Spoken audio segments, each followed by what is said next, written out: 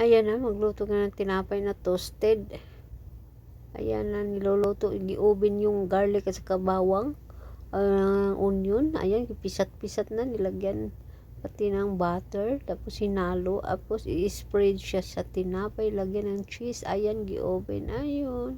I-slice na siya. Ngayon, magluto naman tayo ng chicken fried rice. Ayun. Hiniwa na yung mga sibuyas, onion, garlic, carrots, red pepper. Ayan na, hiniwa-hiwa na yung ginger. Ibang klaseng fried rice to, guys. Ayan, piniprito na yung manok.